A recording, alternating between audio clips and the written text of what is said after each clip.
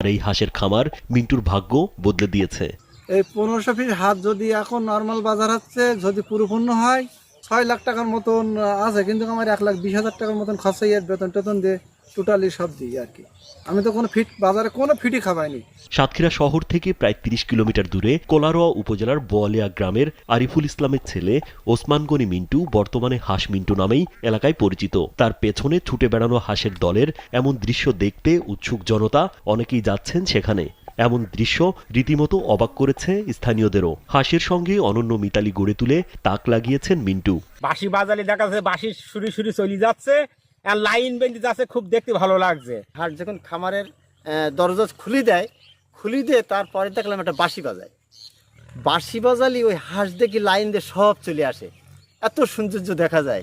মিন্টু জানান, হাঁস পালন করতে গিয়ে অনেকের হাসি ঠাট্টার পাত্র হয়েছেন তিনি। এমনকি শ্বশুরবাড়ি থেকে বউকে নিয়ে